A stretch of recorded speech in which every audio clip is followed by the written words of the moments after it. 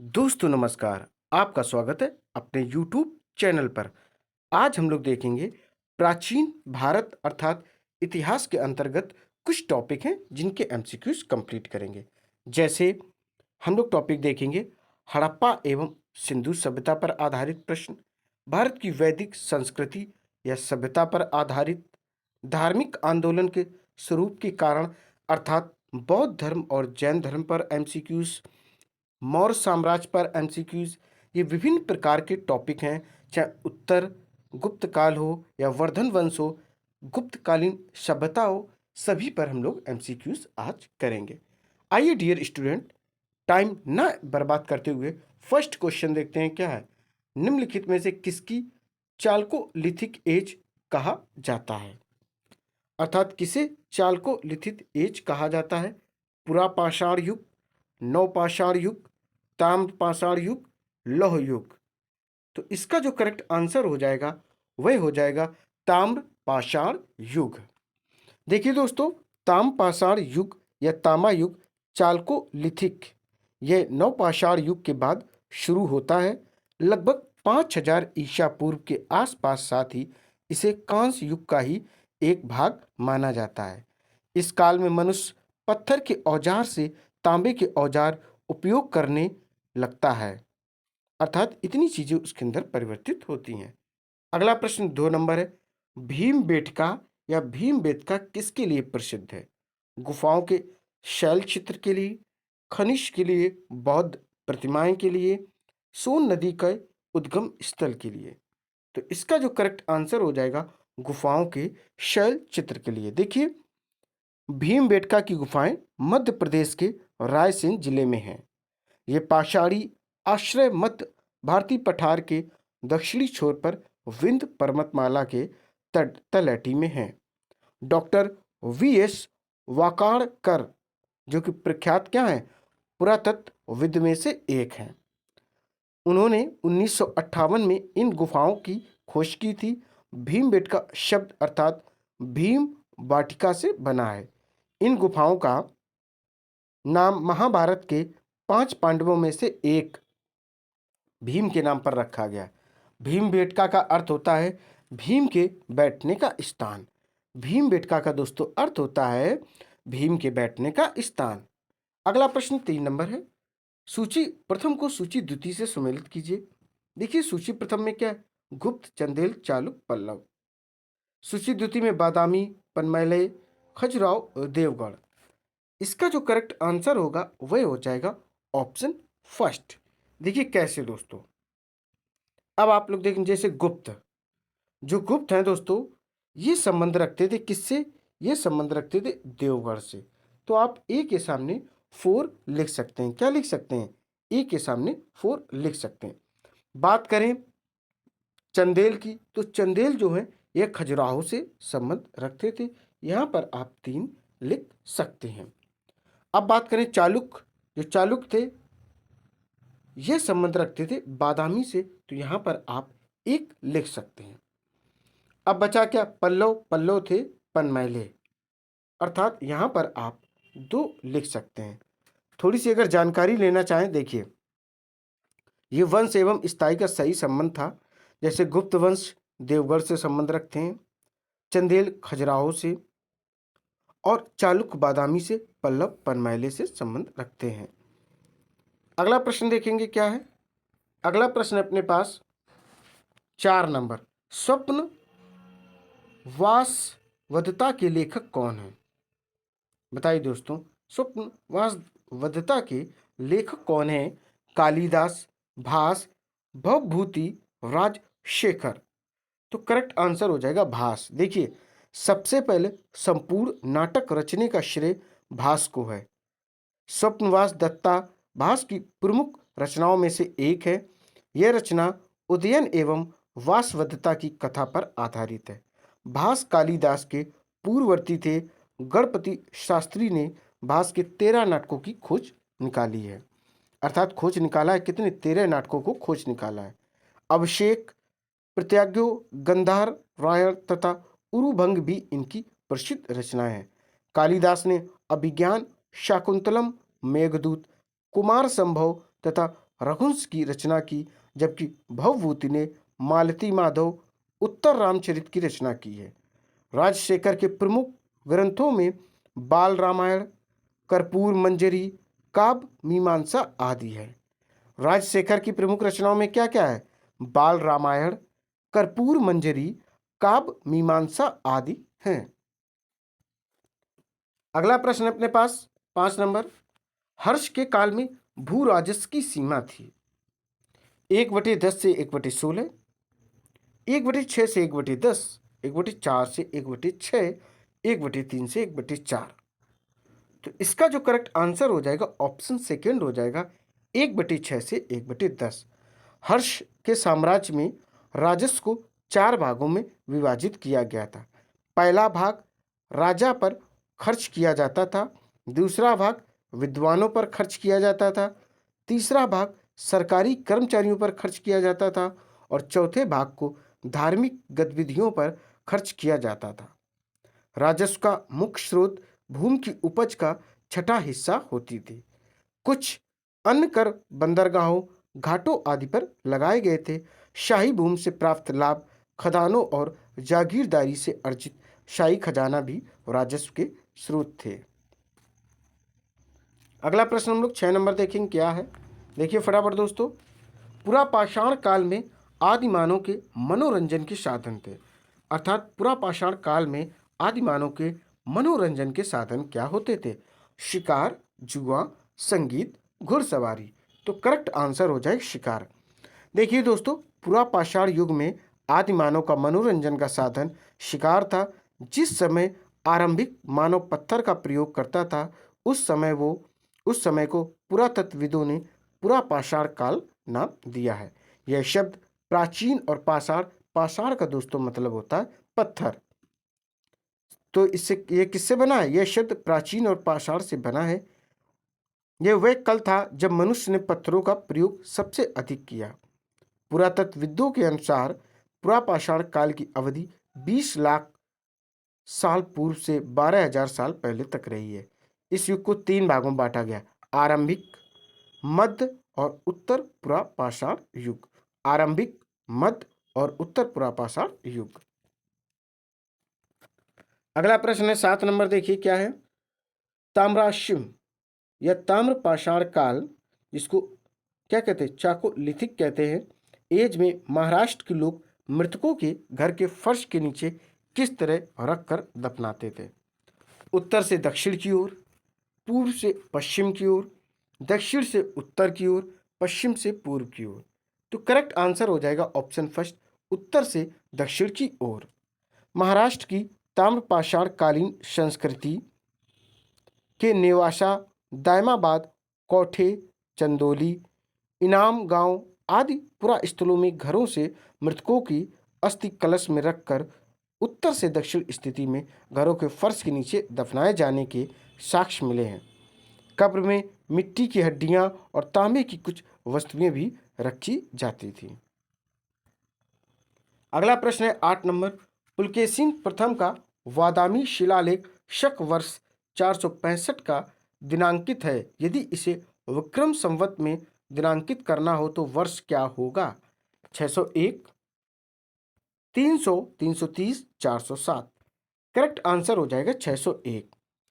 शक संवत 78 ईस्वी से आरंभ माना जाता है, जबकि विक्रम संवत का समय 58 ईसा पूर्व है।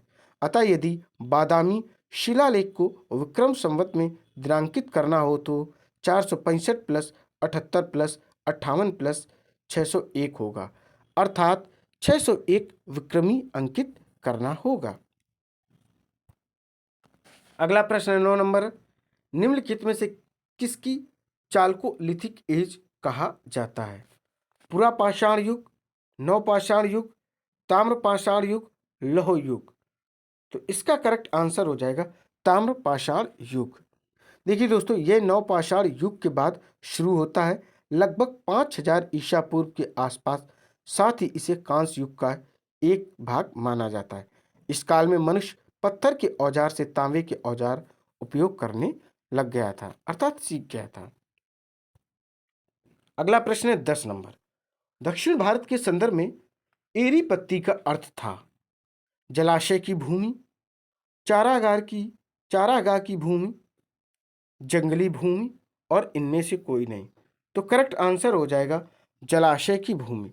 एक विशेष प्रकार की भूमि एरी पत्ती अथवा जलाशय की भूमि केवल दक्षिण में ही होती थी। यह व्यक्तिगत लोगों के द्वारा दान दी गई होती थी, जिसका राजस्व ग्राम के जलाशय के रख रखाव में इस्तेमाल होता था। इससे सिंचाई के लिए जलाशय पर ग्राम की निर्भरता का संकेत भी मिलता है। अब प्रश्न है आपके समक्ष 11 नंबर। अंकोर वाट कहाँ स्थित है? Vietnam, Tibet, Indonesia, Cambodia. तो करेक्ट आंसर हो जाएगा कंबोडिया। जो अंकोर वाट है वह कंबोडिया में स्थित है। देखिए, अंकोर वाट कंबोडिया में एक मंदिर परिसर है और दुनिया का सबसे बड़ा धार्मिक स्मारक है। 162.6 हेक्टेयर को मापने वाले एक साइट पर है। यह मूल रूप से खमेर साम्राज्य के लिए भगवान विष्णु के एक हिंदू मंदिर के रूप में बनाया गया था, जो धीरे धीरे 12वीं शताब्दी के अंत में बौद्ध मंदिर में परिवर्तित हो गया। यह कंबोडिया के अंकोर में है, जिसका पुराना नाम था यशोधरपुर। पुराना नाम क्या था? यशोधरपुर। इसका निर्माण सम्राट थे सूरवर्मन द्वितीय। इसका निर्माण सम्राट सूरवर्मन द्वितीय, जिनकी टाइमिंग थी 1112 से 53 तक इनका कार्यकाल था। यह विष्णु मंदिर है, जबकि इसके पूर्ववर्ती शासकों ने प्रायः शिव मंदिरों का निर्माण ही कराया था। अगला प्रश्न आपके सामने 2 नंबर है। देखिए क्या है दोस्तों। निम्नलिखित में कौन सा बंदरगाह पोडके नाम से दी पेरिस ऑफ द क्रिश्चियन सी अर्थात लाल सागर का भ्रमण के अज्ञात नामा लेखक को ज्ञात था? अरिकामेडु, ताम्रलिप्ति, कॉर्वे, बारबेरिकम। तो इसका जो करेक्ट आंसर हो जाएगा अरिकामेडु। देखिए, अरिकामेडु एक ऐतिहासिक स्थल है। यह पूरा स्थल पांडिचेरी से 3 किलोमीटर दक्षिण में उष्णकटिबंधीय तट पर स्थित है। पेरिप्लस में इसे पेडोक कहा गया है।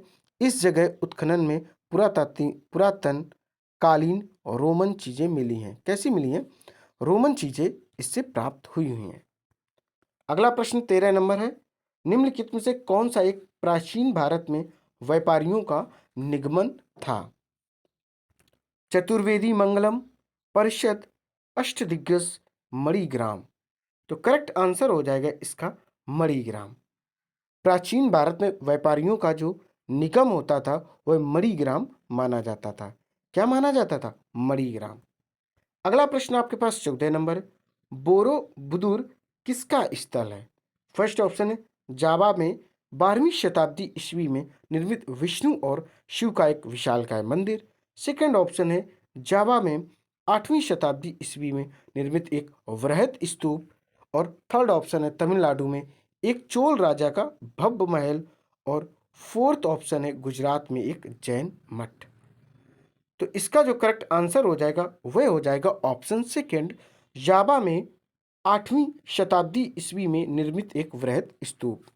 देखिए दोस्तों, बोरोबुदुर विहार अथवा बरबुदुर इंडोनेशिया के मध्य जावा प्रांत के मंगेलांग नगर में स्थित है। 750 से 850 ईस्वी के मध्य का महायान बौद्ध विहार है। यह आज भी संसार में सबसे बड़ा बौद्ध विहार है। 6 वर्गाकार चबूतरों पर बना हुआ है, जिसमें से 3 का ऊपरी भाग वृत्ताकार है। यह 2679 उच्चावचों और 504 बुद्ध प्रतिमाओं से सुसज्जित है।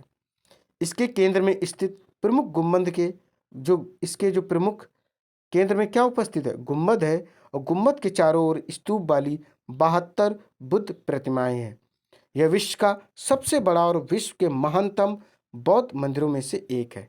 इसका निर्माण 9वीं सदी में शैलेंद्र राजवंश के कार्यकाल में हुआ था। अगला प्रश्न है 15 नंबर। देखिए क्या है। घटी यंत्र या तुला यंत्र का प्रयोग होता था? बताइए फटाफट। खेत की जुताई के लिए, खेत की सिंचाई के लिए, समय मापने में, इनमें से कोई नहीं। तो करेक्ट आंसर हो जाएगा खेत की सिंचाई के लिए। देखिए दोस्तों, हर्षवर्धन के समय घटी यंत्र का प्रयोग होता था। हेनस्वांग ने घटी यंत्र का उल्लेख किया है। इसे तुला यंत्र भी कहा जाता था। घटी यंत्र का प्रयोग खेत की जुताई के लिए किया जाता था। अगला प्रश्न देखेंगे आपके सामने 16 नंबर। विक्रम संवत प्रारंभ हुआ है 57 ईसा पूर्व, 78 ईसा पूर्व, 58 ईसा पूर्व, 73 ईस्वी ईसा पूर्व। करेक्ट आंसर हो जाएगा ऑप्शन तीसरा 58 ईसा पूर्व। विक्रम संवत के उद्भव एवं प्रयोग के विषय में कुछ कहना कठिन है। यही बात शक संवत के विषय में भी है। किसी विक्रमादित्य राजा के विषय में जो 57 ईसा पूर्व में था, संदेह प्रकट किए गए हैं कि इस संवत का आरंभ गुजरात में कार्तिक शुक्ल प्रतिपदा से अर्थात नवंबर 58 ईसा पूर्व और उत्तरी भारत में चैत्र कृष्ण प्रतिपदा अर्थात अप्रैल ईसा पूर्व 58 ईसा पूर्व माना जाता है। बीता हुआ विक्रम वर्ष ईस्वी सन 57 के बराबर है। कुछ आरंभिक शिलालेखों में ये वर्ष कृत के नाम से आए हैं।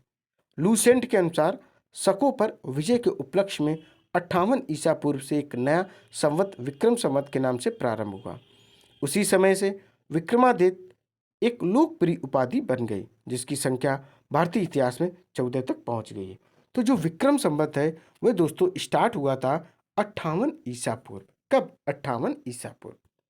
अगला प्रश्न है 17 नंबर। काव्य शैली का प्राचीनतम नमूना किसके अभिलेख में मिलता है? रुद्रदमन के, अशोक के, राजेंद्र के, इनमें से कोई नहीं।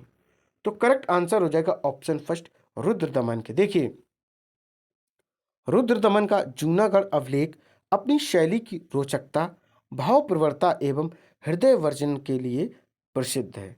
वस्तुतः वह एक छोटा गद्य काव्य है। विशुद्ध संस्कृत में लिखा हुआ उसका यह लेख प्राचीनतम अभिलेख माना जाता है। यह गिरनार जिले में शक संवत 72 में उत्कीर्ण किया गया था। अगला प्रश्न आप लोग देखेंगे 18 नंबर। प्राचीन भारत में निम्नलिखित में से कौन सी एक लिपि दाईं ओर से बाईं ओर लिखी जाती है? ब्राह्मी, नंदनागरी, शारदा, खरोष्ठी। तो करेक्ट आंसर हो जाएगा इसका खरोष्ठी। देखिए खरोष्ठी भारत की प्राचीनतम लिपियों में से एक है। ये दाएं से बाएं को लिखी जाती है। सम्राट अशोक ने शाहबाज गढ़ी और मनसेरा के अभिलेख खरोष्ठी लिपि में ही लिखवाए हैं। इस बात को आप लोग जरूर दोस्तों याद रखें। अगला प्रश्न देखेंगे 19 नंबर। प्राचीन भारत में योधे कौन थे? बौद्ध मत का एक पंथ, दूसरा ऑप्शन है जैन मत का एक पंथ, तीसरा ऑप्शन है एक गणतांत्रिक जनजाति और चौथा ऑप्शन है चोलों के सामंत।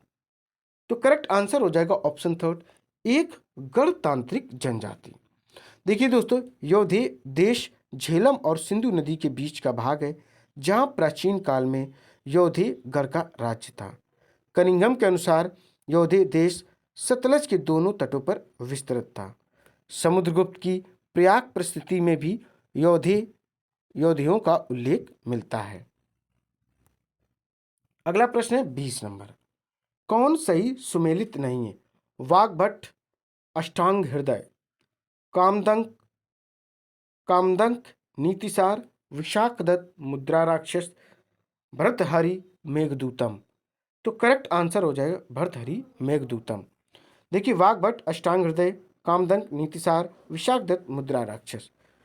अब जो अपना करेक्ट आंसर है वह ऑप्शन 4 हो जाएगा भर्तहरि मेघदूतम।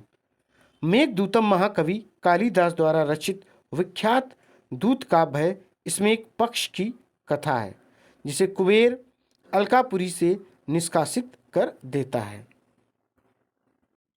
अब आपके सामने प्रश्न है 21। नाट शास्त्र की रचना किसने की है?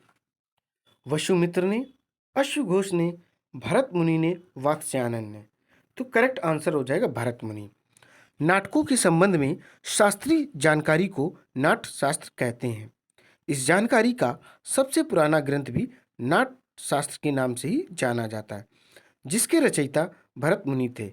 इनका समय विवादास्पद है। इन्हें 400 ईसा पूर्व से 100 ईस्वी सन के बीच किसी समय का माना जाता है।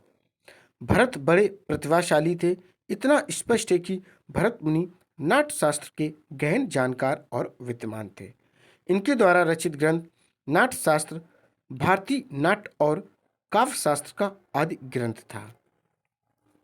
अगला प्रश्न देखेंगे, आपके सामने सेकंड नंबर है। कौन जोड़ा सुमेलित नहीं है? रवि कीर्ति पुलकेशिन द्वितीय, भवभूति कन्नौज के यशोवर्मन, हरिशेण हर्ष, दंडी नरसिंह वर्मन। तो इसका करेक्ट आंसर हो जाएगा हरिशेण हर्ष। समुद्रगुप्त के दरबारी कवि हरिशेण ने अपने संरक्षक की सैनिक सफलताओं का जाज्वल्यमान विवरण प्रयाग प्रस्तुति में लिखा है। किसमें लिखा है? प्रयाग प्रशस्ति में इंफॉर्मेशन दी है। अगला प्रश्न है 23 नंबर। भारत में निम्नलिखित के आने का सही कालक्रम क्या है? सोने के सिक्के, आहत मुद्रा चांदी के सिक्के, लोहे का हल, नगर संस्कृति। नीचे दिए गए कूट का प्रयोग कर सही उत्तर चुनें। तो इसका करेक्ट आंसर हो जाएगा ऑप्शन 4, 4 3 2 1। आइए आपको हम दिखाते हैं सबसे पहले क्या आया। सबसे पहले दोस्तों नगर संस्कृति आई तो 4 लिखेंगे। फिर दोस्तों लोहे का हल आया तो 3 लिखेंगे। फिर डियर स्टूडेंट आहत मुद्रा चांदी के सिक्के आए तो 2 लिखेंगे। और फिर सोने के सिक्के आए 1 लिखेंगे। अर्थात पहले नगर संस्कृति आई, फिर लोहे के हल आए, फिर आहत मुद्रा चांदी के सिक्के आए, फिर सोने के सिक्के आए।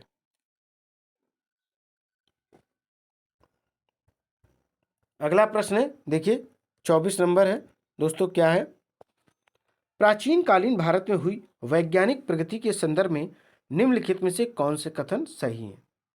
पहला कथन देखिए, प्रथम शती ईस्वी में विभिन्न प्रकार के विशिष्ट शल औजारों का उपयोग आम था।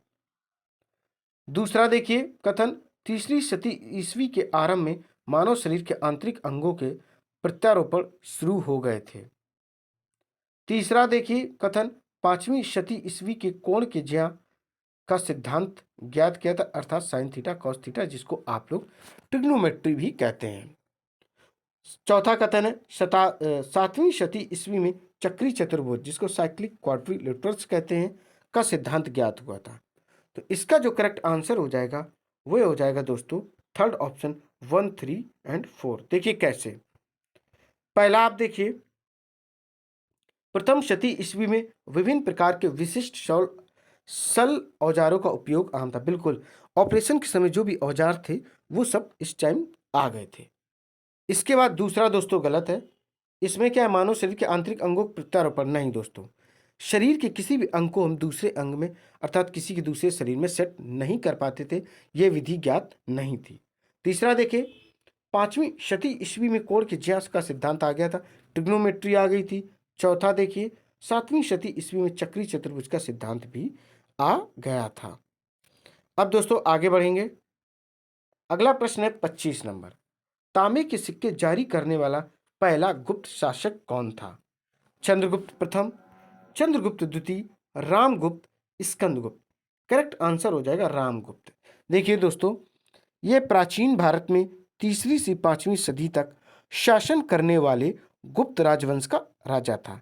इनकी राजधानी पाटलिपुत्र थी, जो वर्तमान समय में पटना के रूप में बिहार की राजधानी है। यह समुद्रगुप्त का बड़ा पुत्र एवं प्रसिद्ध गुप्त शासक चंद्रगुप्त द्वितीय का बड़ा भाई था। तांबा का सिक्का जारी करने वाला यही पहला गुप्त शासक था, जिसका नाम दोस्तों रामगुप्त है। क्या है? रामगुप्त है। इसको जरूर आप लोग याद रखें। अगला प्रश्न आपके सामने 26 नंबर। हितोपदेश के लेखक कौन है? बाणभट्ट, भवभूति, नारायण पंडित, विष्णु शर्मा। तो करेक्ट आंसर हो जाएगा नारायण पंडित हितोपदेश के लेखक हैं। देखिए दोस्तों, नारायण पंडित भी कहते हैं, नारायण भट्ट भी कहते हैं। पुस्तक के अंतिम पद्यों के आधार पर इसके रचयिता का नाम नारायण भट्टाराय ज्ञात होता है। हितोपदेश भारतीय जनमानस तथा परिवेश से प्रभावित उपदेशात्मक कथाएं हैं। हितोपदेश की कथाएं अत्यंत सरल व सुग्राह हैं। विभिन्न पशु पक्षियों पर आधारित कहानियां इसकी खास विशेषता है। रचयिता ने इन पशु पक्षियों के माध्यम से कथा शिल्प की रचना की है, जिसकी समाप्ति किसी शिक्षा पथ बात से हुई है। पशुओं को नीति की बातें करते हुए दिखाया गया है। सभी कथाएं एक दूसरे से जुड़ी हुई प्रतीत होती हैं। अगला प्रश्न है 27 नंबर, मानव द्वारा सर्वप्रथम प्रयुक्त अनाज था चावल, गेहूं, जौ, ज्वार और बाजरा। करेक्ट आंसर हो जाएगा गेहूं और जौ। मानव द्वारा सर्वप्रथम प्रयुक्त अनाज था गेहूं और जौ थे। जौ पृथ्वी पर सबसे प्राचीन काल से कृषि किए जाने वाले अनाजों में से एक है। इसका उपयोग प्राचीन काल से धार्मिक संस्कारों में होता रहा है। संस्कृत में इसे यव कहते हैं। संस्कृत में दोस्तों जौ को यव कहते हैं। अगला प्रश्न है 28 नंबर, देखिए, निम्नलिखित प्राचीन भारतीय अभिलेखों में कौन सा एक खाद्यान्न को देश में संकट काल में उपयोग हेतु सुरक्षित रखने के बारे में प्राचीनतम शाही आदेश है?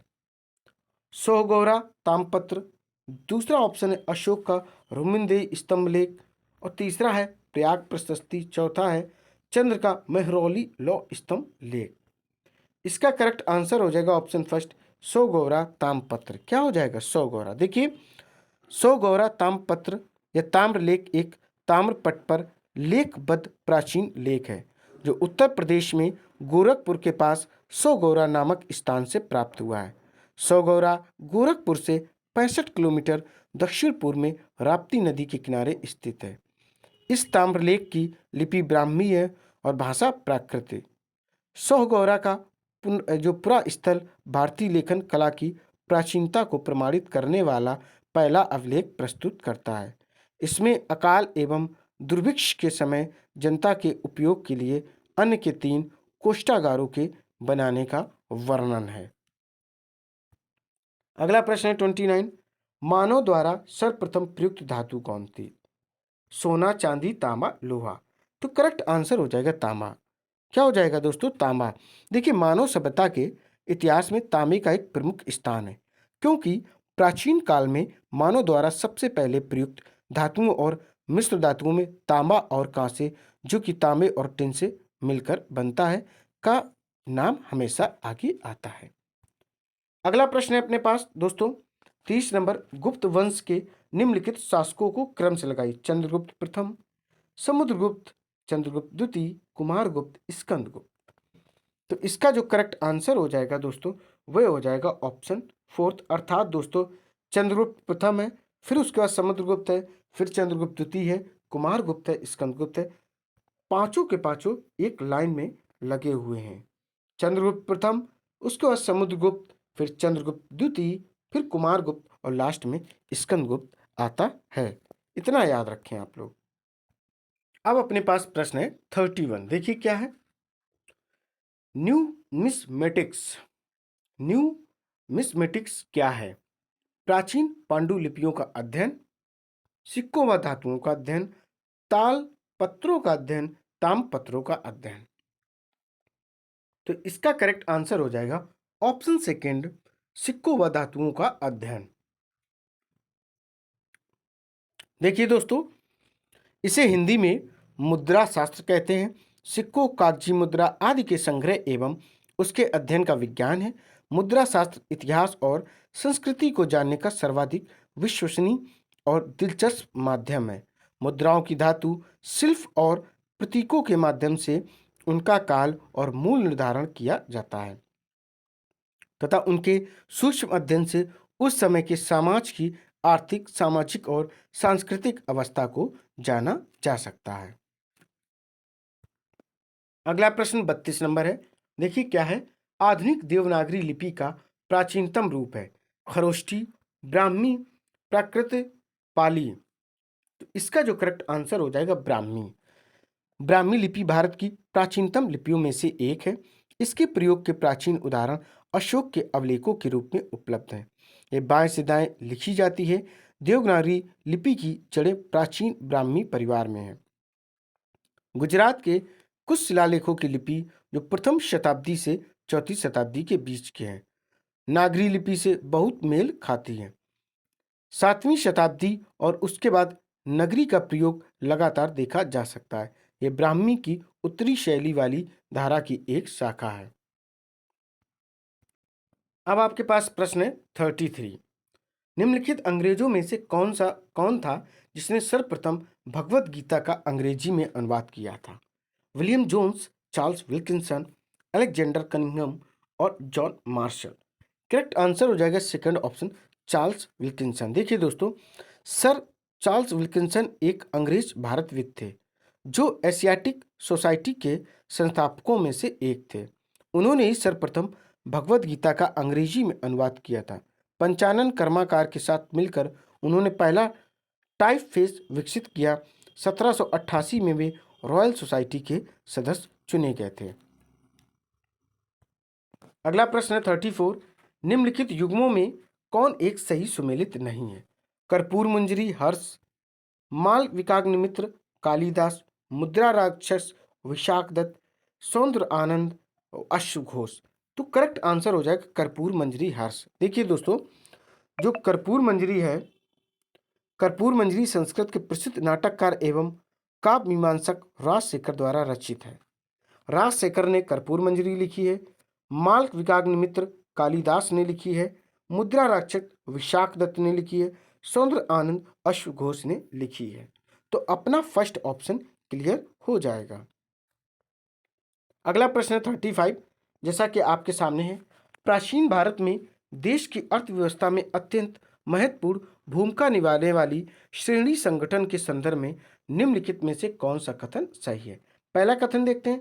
प्रत्येक श्रेणी राज्य की एक केंद्रीय प्राधिकरण के साथ पंजीकृत होती थी और प्रशासनिक स्तर पर राजा उनका प्रमुख होता था। दूसरा कथन है, श्रेणी ही वेतन, काम करने के नियमों, मानकों और कीमतों को सुनिश्चित करती थी।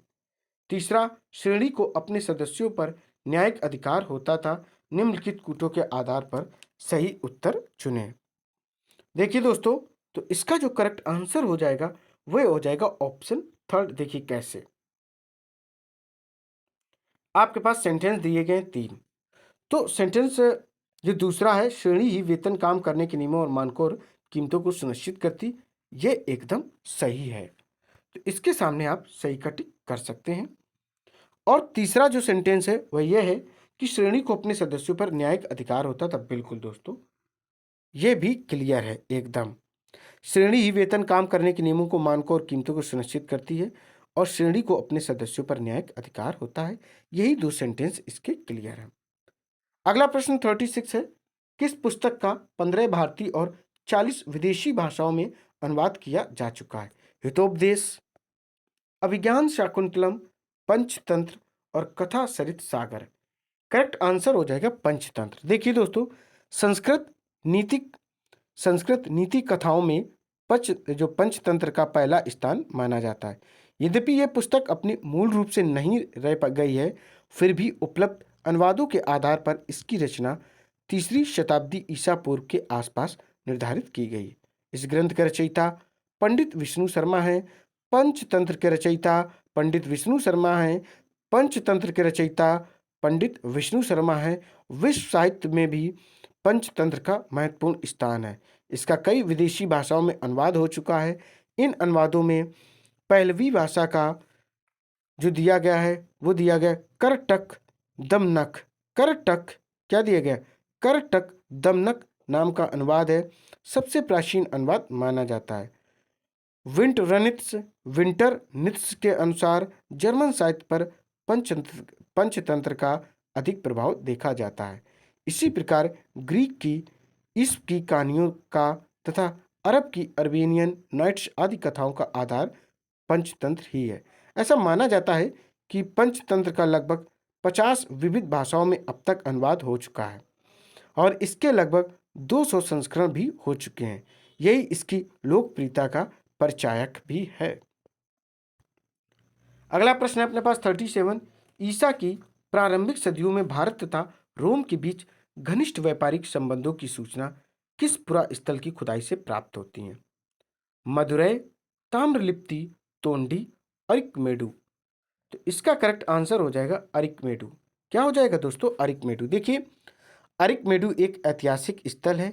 यह पुरा स्थल पांडिचेरी से 3 किलोमीटर दक्षिण में उष्णकटिबंधीय तट पर स्थित है। अरिकमेडु के कुछ स्थानों पर 1945 ईस्वी में भारतीय पुरातत्व सर्वेक्षण विभाग ने उत्खनन किया। अरिकमेडु में किए गए 2 सेक्टर के उत्खननों में एक विशाल माल गोदाम के पुरा अवशेष उपलब्ध हुए हैं। अरिकमेडु का निर्माण 50 ईस्वी में किया गया था। अरिकमेडु से प्राप्त अवशेषों से स्पष्ट होता है कि अरिकमेडु पूर्वी समुद्र तट पर एक समृद्ध व्यापारिक बंदरगाह नगर था, जिसके चीन, मलाया और रोम के साथ घनिष्ठ व्यापारिक संबंध थे। अगला प्रश्न है 38। प्राचीन नगर तक्षशिला निम्नलिखित में से किसके बीच स्थित था? सिंधु व झेलम, झेलम व चेनाब, चेनाब व रावी, रावी व ब्यास। जो प्राचीन नगर तक्षशिला है वह सिंधु व झेलम के मध्य था। देखिए, प्राचीन नगर तक्षशिला सिंधु और झेलम के बीच स्थित था। तक्षशिला बुद्ध शिक्षा का प्रारंभिक केंद्र था। तक्षशिला बुद्ध शिक्षा का प्रारंभिक केंद्र था। इसकी स्थापना जो हुई थी ईसा पूर्व 6वीं शताब्दी से बताई जाती है और साक्ष्य बताते हैं कि 5वीं शताब्दी तक यह शिक्षा का प्रमुख केंद्र बना रहा था। तक्षशिला चाणक्य को लेकर जाना जाता है। चाणक्य ने अपनी पुस्तक अर्थशास्त्र तक्षशिला में ही लिखी थी और मौर्य सम्राट चंद्रगुप्त और आयुर्वेद चिकित्सक चरक ने भी तक्षशिला से ही शिक्षा प्राप्त की थी। यह आज के गांधार क्षेत्र में स्थित है, जो आज पाकिस्तान के रावलपिंडी शहर में है। वर्तमान में तक्षशिला जो है वह पाकिस्तान के रावलपिंडी शहर में स्थित है। अगला प्रश्न आपके सामने 39 है। देखिए क्या है। कौन सुमेलित नहीं है? हिंदू धर्म गीता, मुस्लिम धर्म कुरान, बौद्ध धर्म धम्मपद और जैन धर्म बाइबिल। तो करेक्ट आंसर हो जाएगा जैन। देखो, हिंदू धर्म गीता, मुस्लिम धर्म कुरान है, बौद्ध धर्म धम्मपद है, जैन धर्म क्या है? जैन धर्म दोस्तों बाइबिल नहीं है। जो जैन धर्म है उसमें होते हैं तत्व अर्थ सूत्र। क्या होते हैं? तत्वार्थ सूत्र। तत्वार्थ सूत्र कहें या तत्व अर्थ सूत्र कहें। और ईसाई धर्म में बाइबिल होती है और जोरास्ट्रियन धर्म में अवेस्ता होता है। देखिए, हिंदू धर्म में भगवत गीता है, मुस्लिम धर्म में कुरान है, बौद्ध धर्म में धम्मपद है, जैन धर्म में तत्वार्थ सूत्र है, ईसाई धर्म में बाइबिल है और जोरास्ट्रियन धर्म में अवेस्ता है। जोरास्ट्रियन धर्म में क्या है? अवेस्ता दोस्तों है। अगला प्रश्न अपने पास है 40 नंबर। देखिए दोस्तों क्या है।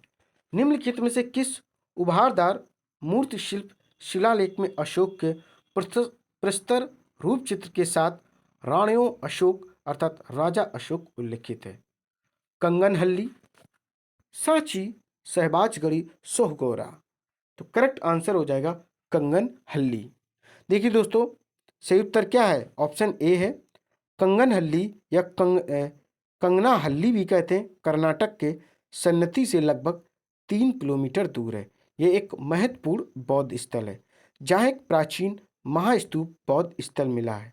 यहाँ के खंडेर हो चुके बौद्ध स्तूप से अशोक का पहला उत्कीर्ण चित्र, जिसमें महिला परिचारिकाओं और रानियों से घिरा हुआ है, प्रकट किया गया अर्थात ऐसा मिला है।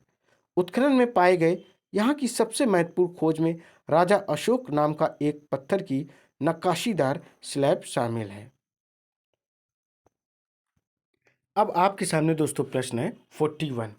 महापाषाण संस्कृति 1500 ईसा पूर्व से 1000 ईसा पूर्व हमें दक्षिण भारत के उस ऐतिहासिक युग से परिचित कराती है जब महापाषाण काल में उपयोग में लाए जाते थे पत्थर के बने अस्त्र। सेकंड ऑप्शन है पत्थर के बने औजार और उपकरण। थर्ड ऑप्शन है बड़े पत्थरों से घेरी गई समाधियाँ और फोर्थ ऑप्शन है पत्थर से बनी हुई दैनिक उपयोग की सामग्री। तो करेक्ट आंसर हो जाएगा बड़े पत्थरों से घेरी गई समाधियाँ। महापाषाण, जिसे कि मेगालिथिक के नाम से भी जाना जाता, महापाषाण को मेगालिथिक के नाम से भी जाना जाता है। उसके नाम से ये स्पष्ट होता है कि इसका संबंध पत्थरों से है। हालांकि पत्थरों से जितने भी स्मारक प्राचीन काल में बने हैं उन सभी को महापाषाण की श्रेणी में नहीं रखा जा सकता है।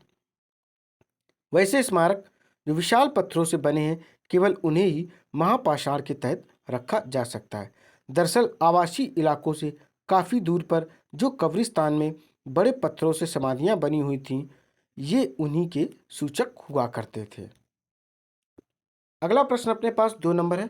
आधुनिक मानव के हाल का पूर्वज था। जावा मानुस या क्रो मैग्नन मनुष्य, निएंडरथल मनुष्य, पेकिंग मानुस। करेक्ट आंसर हो जाएगा क्रो मैग्नन मनुष्य। क्रो मैग्नन मानव के अस्थिपंजर फ्रांस में मिले हैं। यह होमो सैपियंस जाति का था। इसका शरीर आजकल के मानव से काफी मिलता जुलता था। यह शिकार करने तथा मछली पकड़ने में निपुण था। क्या था? एक्टिव था इन सब चीजों को करने में। अगला प्रश्न 43 है।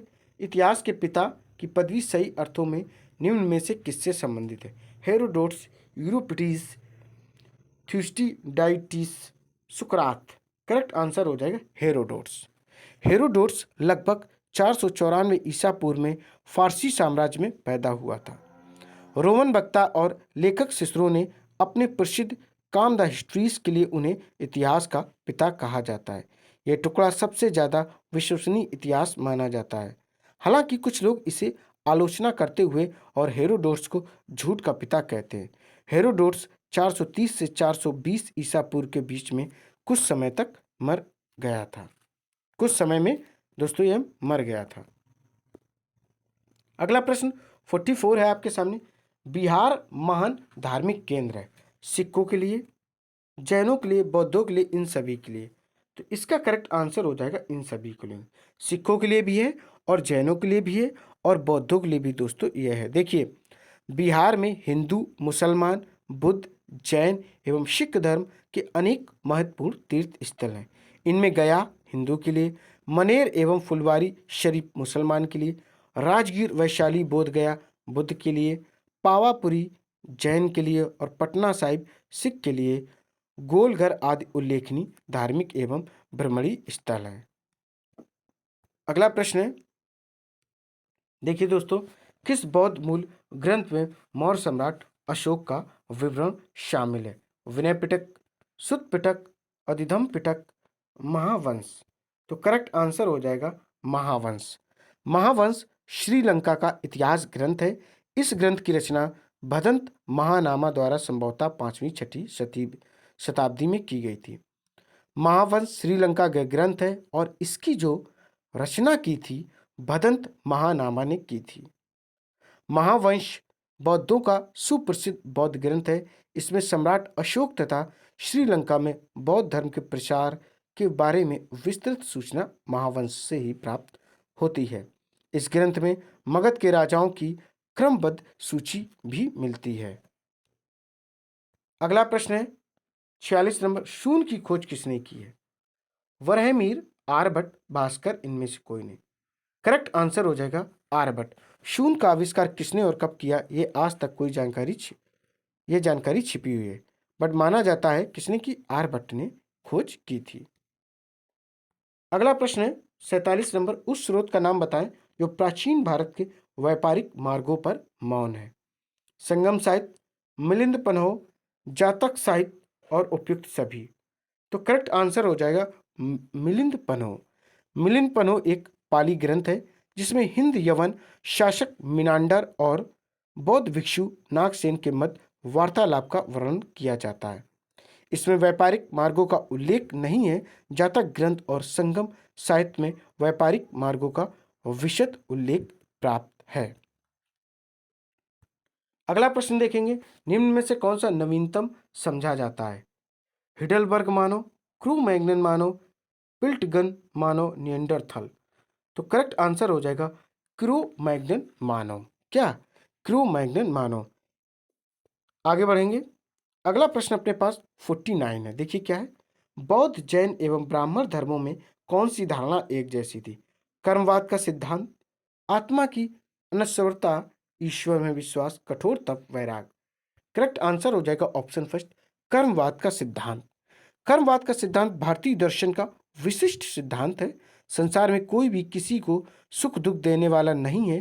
किसी को किसी ने सुख दुख दिया है, यह मात्र कुबुद्धि है। जैसा शुभ अशुभ कर्म व्यक्ति करेगा उसे अवश्य फल भोगना पड़ेगा। अगला प्रश्न देखेंगे, 50 नंबर है दोस्तों। निम्नलिखित अभिलेखों में किसमें अशोक का नामो उल्लेख हुआ है? गुर्जरा में, अहरोरा में, ब्रह्मगिरी में, सारनाथ में। करेक्ट आंसर हो जाएगा गुर्जरा में। देखिए दोस्तों, अशोक का इतिहास हमें मुख्यतः उनके अभिलेखों से ही ज्ञात होता है। उसके अभी तक 40 से भी अधिक अभिलेख प्राप्त हो चुके हैं। सर्वप्रथम मास्की अभिलेख में अशोक का नाम मिलता है। दोस्तों, अगर पूछा जाए आपसे ऐसा कौन सा अभिलेख है जिसमें अशोक का नाम मिलता है, तो मास्की अभिलेख ऐसा अभिलेख है जिसमें अशोक का नाम मिलता है। यह अभिलेख आंध्र प्रदेश राज्य के रायचूर जिले में स्थित है। यह अभिलेख आंध्र प्रदेश राज्य के रायचूर जिले में स्थित है। गुजरा लेक में भी इसका नाम अशोक मिलता है। कालसी शिलालेख उत्तरांचल राज्य के देहरादून में स्थित है। यह शिलालेख ब्राह्मी लिपि में है। इसकी खोज 1837 में हुई थी। अब आपके सामने प्रश्न है 51, जैसा कि आप लोग देख पा रहे हैं। प्राचीन भारत में निम्न में से कौन सा विद्या अध्ययन का केंद्र नहीं था? तक्षशिला, विक्रमशिला, नालंदा, कौशाम्बी। करेक्ट आंसर हो जाएगा कौशाम्बी। जो कौशाम्बी था यह विद्या केंद्र नहीं था। देखिए, कौशाम्बी संस्कृत या कौशाम्बी पाली प्राचीन भारत में एक महत्वपूर्ण शहर था तथा प्राचीन भारत के 6 प्रमुख नगरों में से एक था। इसका वर्णन कई ग्रंथों में आता है। ज्ञान प्राप्ति के पश्चात 6वें और 9वें वर्षों में महात्मा बुद्ध यहाँ आए थे। यहाँ यमुना नदी पर लगभग 56 किलोमीटर दक्षिण पश्चिम के संगम के साथ गंगा के प्रयाग में स्थित है। भारत के महानतम शहरों में से एक वैदिक काल के अंत तक मौर्य साम्राज्य के अंत तक कब्जा कर रहा था, जब तक कि गुप्त साम्राज्य तक नहीं रह जाता था। एक छोटे शहर के रूप में इसे वैदिक काल के अंत में स्थापित किया गया। कुरुश साम्राज्य के शासकों ने अपनी नई राजधानी के रूप में भी स्थापित किया था। तो इसका करेक्ट आंसर ऑप्शन 4 था। अब अगला प्रश्न देखते हैं। अगला प्रश्न है 52। नालंदा विश्वविद्यालय किस लिए विश्व प्रसिद्ध था? चिकित्सा विज्ञान के लिए, तर्कशास्त्र के लिए, बौद्ध धर्म दर्शन के लिए, रसायन विज्ञान के लिए। तो करेक्ट आंसर हो जाएगा बौद्ध धर्म दर्शन के लिए। नालंदा विश्वविद्यालय बौद्ध धर्म दर्शन के लिए विश्व प्रसिद्ध था। इस विश्वविद्यालय के निर्माण के विषय में निश्चित जानकारी का अभाव है। फिर भी गुप्तवंशी शासक कुमारगुप्त, जिनका कार्यकाल 414 से 455 ईस्वी के बीच रहा है, इन्होंने इस बौद्ध संघ को पहला दान दिया था। हेनसांग के अनुसार 470 ईस्वी में गुप्त सम्राट नरसिंह गुप्त बालादित्य ने नालंदा में एक सुंदर मंदिर निर्मित करवाकर इसमें 80 फुट ऊंचे तांबे की बुद्ध प्रतिमा को स्थापित भी करवाया था। अगला प्रश्न है 53। भारतवर्ष के लिए इंडिया शब्द का प्रयोग सर्वप्रथम किसने किया था? Herodotus, Megasthenes, Strabo, Arrian. तो करेक्ट आंसर हो जाएगा हेरोडोट्स। भारतवर्ष के लिए इंडिया शब्द का प्रयोग सर्वप्रथम हेरोडोट्स ने किया था। हेरोडोट्स लगभग 494 ईसा पूर्व में फारसी साम्राज्य में पैदा हुआ था। रोमन वक्ता और लेखक सिसरो ने अपने प्रसिद्ध कामदा हिस्ट्रीज के लिए उन्हें इतिहास का पितामह कहा। Father of history Herodotus. आगे बढ़ेंगे। अगला प्रश्न है 4 नंबर। मुद्रा राक्षस नामक पुस्तक का लेखक कौन है? विशाख दत्त, कौटिल्य, बाणभट्ट, कल्हड़। करेक्ट आंसर हो जाएगा विशाख दत्त। मुद्रा राक्षस संस्कृत का ऐतिहासिक नाटक है जिसके रचयिता विशाख दत्त हैं। इसकी रचना 4वीं शताब्दी में हुई थी। इसमें चाणक्य और चंद्रगुप्त मौर्य संबंधी ख्यात वृत्त के आधार पर चाणक्य की राजनीतिक सफलताओं का अपूर्व विश्लेषण मिलता है। इस कृति की रचना पूर्ववर्ती संस्कृत नाट्य परंपरा से सर्वथा भिन्न रूप में हुई है। लेखक ने भावुकता, कल्पना आदि के स्थान पर जीवन संघर्ष के यथार्थ अंकन पर बल दिया है। इस महत्वपूर्ण नाटक को हिंदी में सर्वप्रथम अनुदित करने का श्रेय भारतेंदु हरिश्चंद्र को है। अगला प्रश्न 55 है। मालती माघव के लेखक थे? बताइए। भास, भवभूति, शूद्रक, हर्ष। करेक्ट आंसर हो जाएगा भवभूति। भवभूति संस्कृत के महान कवि एवं सर्वश्रेष्ठ नाटककार थे। उनके नाटक कालिदास के नाटकों के समतुल्य माने जाते हैं। भवभूति ने अपने संबंध में महावीर चरित की प्रस्तावना में लिखा है। इनके गुरु का नाम ज्ञाननिधि था। मालती माधव 10 अंकों का प्रकरण है जिसमें मालती और माधव की कल्पना प्रसूत प्रेम कथा है। युवावस्था के उन्मादक प्रेम का इसमें उत्कृष्ट वर्णन है। इसमें स्थान स्थान पर प्रकृति का विशेष वर्णन चित्र प्राप्त होता है। अगला प्रश्न 56 है आपके सामने। किस विदेशी यात्री ने भारत का दौरा सबसे पहले किया था? हेनस्वांग, मेगास्थनीज, इत्सिंग, फाह्यान। तो करेक्ट आंसर हो जाएगा मेगास्थनीज। मेगास्थनीज एक यूनानी शासक सेल्यूकस निकेटर का राजदूत था जो 302 ईसा पूर्व चंद्रगुप्त मौर्य के दरबार में आया था। यह 6 वर्षों तक चंद्रगुप्त मौर्य के दरबार में रहा और इंडिका नामक पुस्तक लिखी। इस पुस्तक से मौर्य युग की संस्कृति, समाज एवं भारतीय इतिहास की जानकारी प्राप्त होती है। हेनसांग यह भी एक चीनी यात्री था जो हर्षवर्धन के शासनकाल में भारत आया था। यह 630 ईस्वी से 643 ईस्वी तक भारत में रहा था। हेनसांग किसके काल में आया था? हर्षवर्धन के काल में आया था। मेगास्थनीज चंद्रगुप्त के टाइम में आया था। हेनसांग के भ्रमण वृत्तांत को सिरू की नाम से भी जाना जाता है। सी रू की के नाम से जाना जाता है। इसके विवरण में हर्षवर्धन के काल के समाज, धर्म एवं राजनीति का उल्लेख है। इत्सिंग चीनी यात्री ने 7वीं शताब्दी में भारत की यात्रा की थी। इसने नालंदा विश्वविद्यालय तथा विक्रमशिला विश्वविद्यालय का वर्णन किया है। इत्सिंग ने देखो कब आया था? 7वीं शताब्दी में आया था और इसने नालंदा विश्वविद्यालय तथा विक्रमशिला विश्वविद्यालय का भी वर्णन किया है। अगला प्रश्न आपके सामने है 57। स्वप्नवासवदत्ता के लेखक कौन है? कालिदास, भास, भवभूति और राजशेखर। करेक्ट आंसर हो जाएगा भास। स्वप्नवासवदत्ता के लेखक कौन है? भास हैं दोस्तों। अगला प्रश्न है 58 जिसमें हमें सूची फर्स्ट को सूची सेकंड से मिलाना है। बिल्कुल दोस्तों मिलाएंगे। देखिए सूची प्रथम में क्या? रामेश्वरम, द्वारका, सारनाथ, महाकालेश्वर। उत्तर प्रदेश, तमिलनाडु, गुजरात, मध्य प्रदेश। किस राज्य में स्थित है? करेक्ट आंसर है ऑप्शन फर्स्ट। अब देखिए कैसे। जो रामेश्वरम है दोस्तों यह है तमिलनाडु में। तो आप रामेश्वरम के सामने क्या लिखोगे दोस्तों? रामेश्वरम के सामने 2 लिखा जाएगा, ये रहा। इसके अलावा जो द्वारका है दोस्तों, देखिए द्वारका कहाँ है?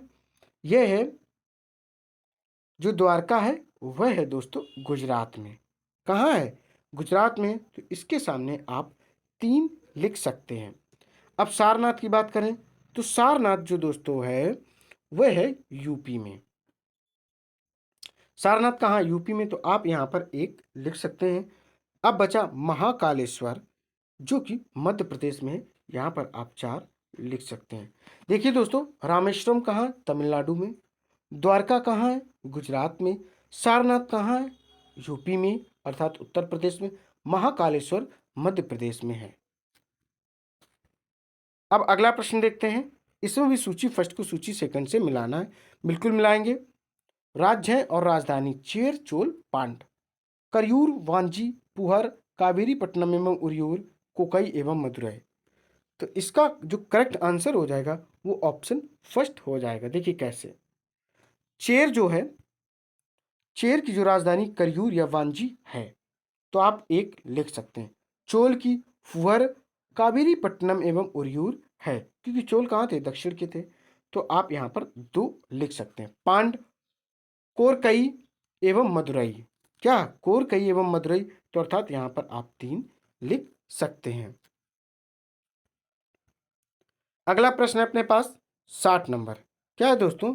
60 नंबर है। देखिए नालंदा विश्वविद्यालय किस लिए विश्व प्रसिद्ध था? चिकित्सा विज्ञान, तर्कशास्त्र, बौद्ध धर्म दर्शन, रसायन विज्ञान। करेक्ट आंसर है बौद्ध धर्म दर्शन। नालंदा विश्वविद्यालय बौद्ध धर्म दर्शन के लिए विश्व प्रसिद्ध था। इस विश्वविद्यालय के निर्माण के विषय में निश्चित जानकारी का अभाव है। फिर भी गुप्त वंशी शासक कुमार गुप्त ने इस बौद्ध संघ को पहला दान दिया था। हेनसांग के अनुसार 470 ईस्वी में गुप्त सम्राट नरसिंह गुप्त बालादित्य ने नालंदा में एक सुंदर मंदिर निर्मित करवाकर इसमें 80 फुट ऊंची तांबे की बुद्ध प्रतिमा को स्थापित करवाया था। दोस्तों ये सारे के सारे विविध प्रश्न रहे, मिक्सअप प्रश्न रहे। फटाफट इस क्लास को लाइक करें, शेयर करें और अपने पेट को पेपर को बेहतरीन बनाएं। दोस्तों जय हिंद, जय भारत।